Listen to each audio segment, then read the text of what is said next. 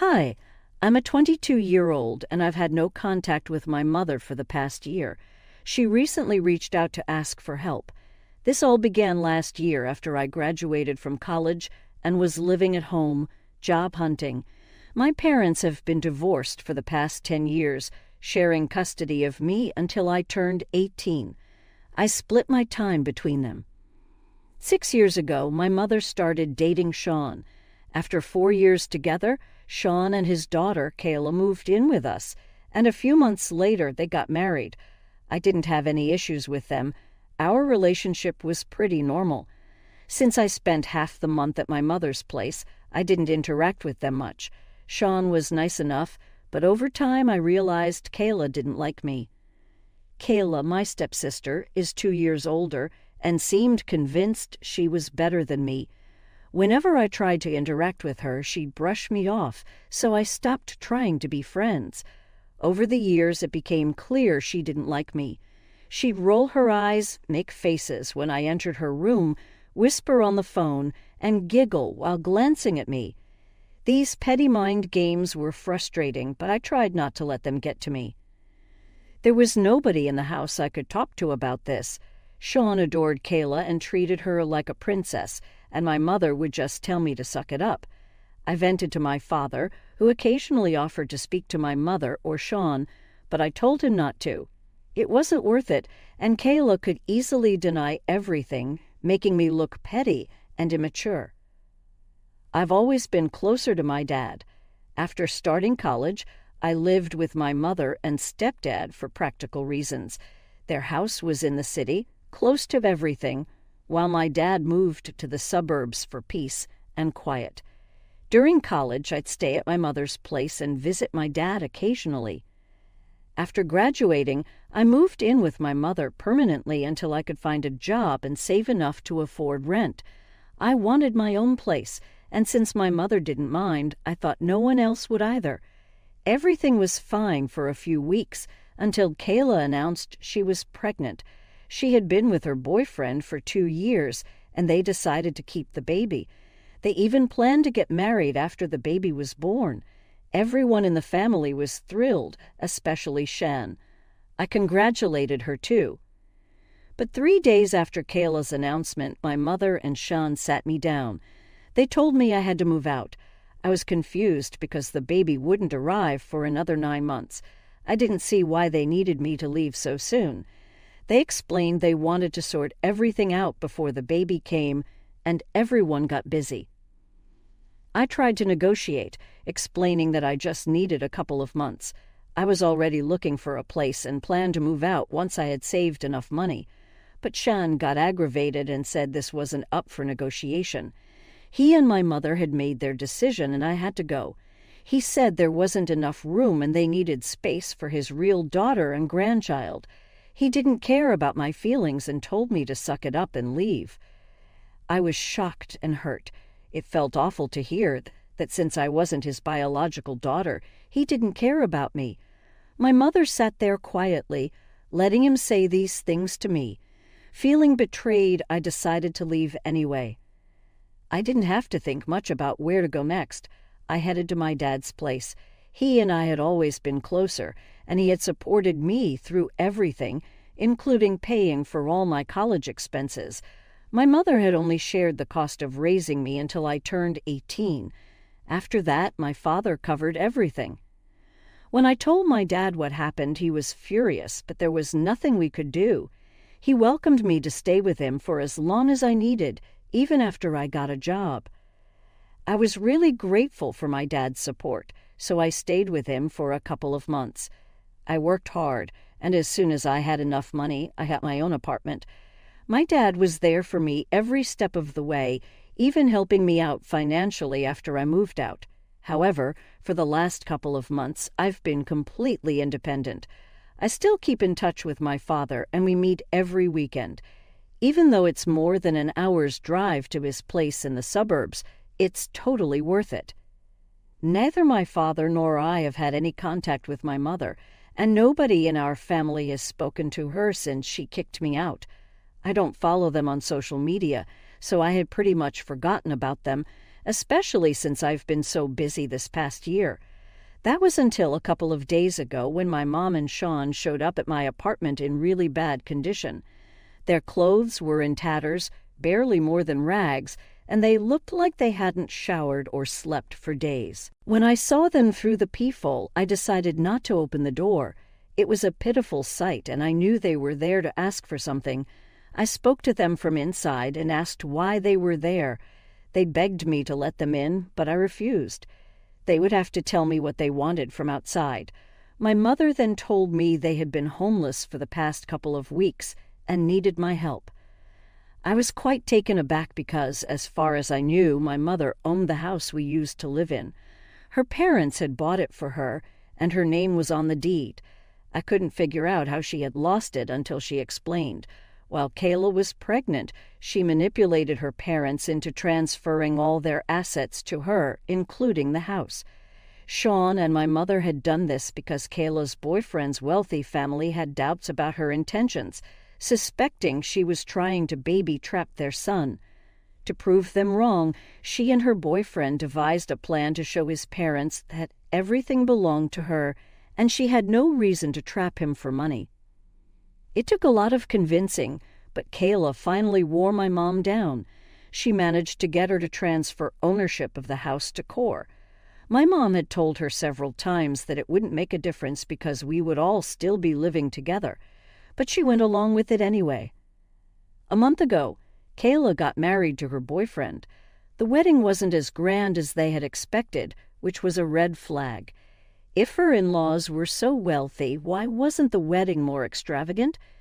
Kayla had said they would split the wedding expenses, but it seemed like only the money from Kayla and my mom was being used.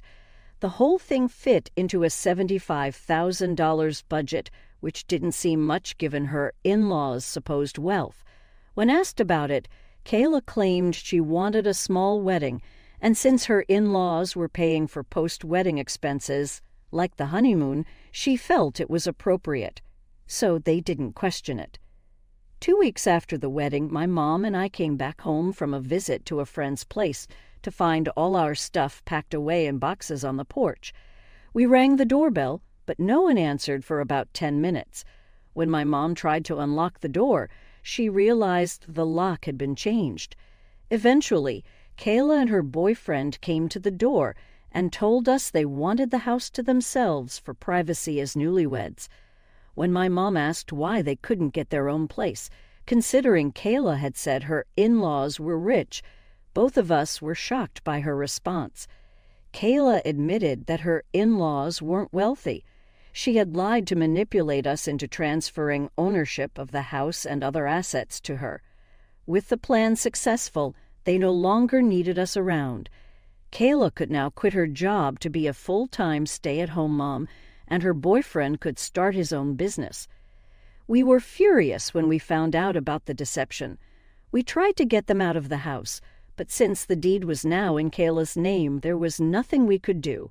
All our assets had been legally transferred to her without us thinking about the consequences. They had no choice but to leave that day. They stayed in a hotel for a few days, but it wasn't something they could afford long-term. So they started looking for apartments, but the rent was way beyond their budget. My mom and Scene had spent a lot on their wedding and never prioritized saving money. This caused trouble because they had quit their jobs a few months ago to start their own business, which hadn't taken off yet. Their main sales were through social media, but it wasn't enough. Their financial situation was already shaky, and they couldn't afford not to care about saving. After leaving the hotel, they faced a tough choice: either buy food and keep their business afloat or pay the high rent.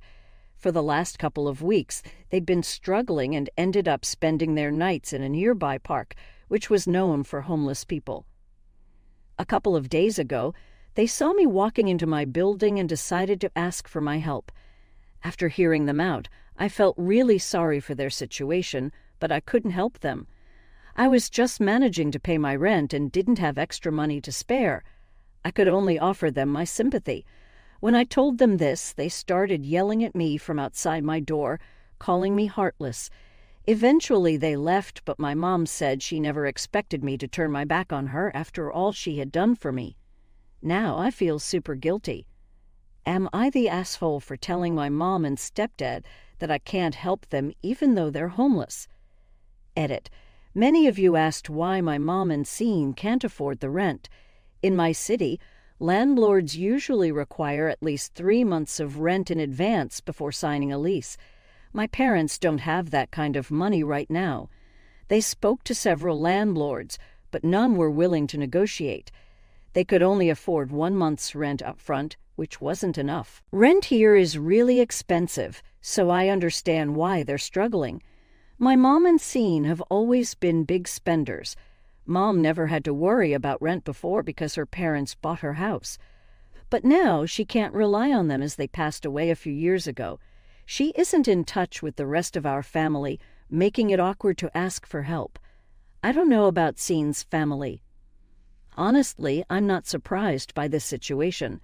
They let things get out of hand and didn't save for their future. Their business isn't doing well, yet they keep spending money. At one point, I found myself feeling hopeless. My mother had a homemade jewelry business. She made the jewelry while Scene handled the finances. It was a small operation, but now they don't even have a home and are running low on resources. They can't continue the business, and I'm their only hope. Update 1. It's been 9 days since my original post. Most of you advised against contacting my parents, saying they should face the consequences of their actions. I get that, but when I walked past the park and saw them sitting there, looking defeated, I just couldn't ignore it. I tried for a couple of days, but eventually broke down. 4 days ago, I approached them and invited them to my apartment to freshen up. My mother changed into my clothes, while Scene wore a unisex t-shirt I had and his own jeans. They were so grateful, but I was at a loss for words. They told me they couldn't carry the boxes Kayla had packed for them since she took their car, leaving their belongings on the porch of their old house. I told them to wait in my apartment while I made them a meal, as they had been surviving on canned food. Then I drove to our old house. Seeing the boxes still there infuriated me. I rang the doorbell, and when Kayla opened it, she scoffed. She asked if I was there to talk about our parents and her actions. I told her I wasn't there for that. I told her she was a disgusting person for tricking her way into taking everything our parents had worked for. She had no talents or skills, relying on manipulation. I hoped her child would one day do the same to her, as that would be real justice. Then I walked away with a couple of boxes while she cursed at me. I had put the boxes in my trunk. There were only a few, mostly clothes and other things that belonged to my parents. I drove back home and gave them fresh clothes and everything else that belonged to them. I made it clear that this was just a temporary measure. I didn't want them to make themselves at home here. Instead, I wanted them to go back to their old jobs that they had quit a couple of months ago and tell their employers they wanted their jobs back. As soon as they were back on their feet, I wanted them out of my apartment. I was also going to allow them to live with me for free.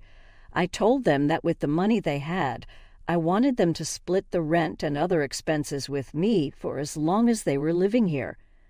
I could tell they wanted to protest, but I told them they could either agree to my terms or I would kick them out as well. Then they really wouldn't have anywhere to go. So they decided to shut up and agree to what I said. After my discussion with them, I called up my father immediately and told him everything. I really wanted somebody to validate my decision of taking them in because I was not sure of it myself. I was worried about a lot of things and needed to speak to him to calm down. After talking to him, he told me I had done the right thing. Maybe it was not right in the sense that they had screwed me over once a year ago, but now I was being the bigger person and helping them out. While I had survived because of my father, they had nobody else to count on. This was quite different for them, and it showed the strength of my morals and ethics that I helped them out even when they had turned their backs on me. After my dad told me I had done the right thing, I didn't feel worried about anything. He even offered to send me money to help me out, but he didn't want to speak to my mother or Shen because he personally did not like or trust them. It has been a couple of days, and my mom and Shen have gone back to their previous employers to ask for their jobs back. So far, they have not received work, but I'm keeping my fingers crossed because the sooner they get their jobs back, the quicker they are out of my hair. Update. 2 weeks ago, I had taken my mother in and allowed her and Shen to live in my apartment until they were back on their own feet. The good news is that they were able to get their jobs back. The bad news is that they still haven't saved enough money, so they need to work this month and next month. After they receive their salary, they will be moving out. Until then, we are going to be living together, but at least they have been very thankful. There has been a complete turnaround in their attitude towards me compared to last year. My mother, in particular, has been constantly thanking me for everything I'm doing for them. They are helping me with all the household chores, ensuring I don't have to lift a finger, even though I've told them not to. Every time I come home from work, the house is spotless and all the chores are done. I don't want to get used to this kind of treatment because once they leave, I'll have to go back to doing everything on my own. But they keep insisting that after everything I've done, this is a small way of repaying me. It's hard to hold the past against people when they are trying their best to make amends. While I haven't completely forgiven them, I'm trying to adapt. A couple of days ago, my mother and I had a conversation about this while I was working on my laptop. It was just the two of us since Xiao was napping in the other room. She told me she was really grateful to have me as her daughter. Despite not being a good mother to me, I was still being an exceptional daughter to her, and she had to thank me for turning out the way I had. I didn't know what to say. She had tears in her eyes, so I just hugged her and said nothing. That moment made me feel like I was doing the right thing. After my last update, several people said I was making a mistake and being a fool for them, losing respect for me. But honestly, I'm not the kind of person who can see people struggling and just walk away. I can't do it, no matter how hard I try. People might not agree with what I did, but I chose to be good anyway. Update 3. My mother recently moved out with Sha after they received their first salary. They started looking for new apartments, and luckily, I found one just a couple of blocks away. They signed the lease, and now they're sorted for at least the next 3 months. The last couple of weeks were good. I reconnected with my mother. She apologized for everything, and we decided to try therapy to fix our relationship. She's not getting any younger, and neither am I, and I don't want to lose the relationship I have with her, no matter how strained it is. I'm a generally forgiving person. I can't say I've forgiven her and put everything in the past, but I want to have the option to do that. We're going to look into therapists and start working on our relationship in a couple of weeks. I've also put them in touch with a lawyer to figure out a way to get everything back from Kayla, since they were obviously manipulated and coerced into giving up all their assets to her. If there's some way to prove it, they might get some things back. It's a long shot, but it's worth a try. Knowing that Kayla might get off scot-free makes me so mad. I don't want that for her at all. I want her to be punished for everything she's done. She is the true definition of pure evil. I don't know if speaking to a lawyer will work, but my mother is willing to give it a try. Now that they have moved out, I'm back to living on my own. I'm thinking about getting a roommate because it will be easier to split the household chores and rent. This past month has been pretty easy for me since I didn't have to do all the work on my own. I've put up an ad, so I'll wait and see what happens. For now, I'm on my own, and it's nice. I feel good knowing that my mother and Shay are doing better, mostly thanks to me. Without my help, they probably would have still been homeless without any hope for the future. I'm glad knowing that I had a part in securing their future, and as long as I have the satisfaction of knowing that,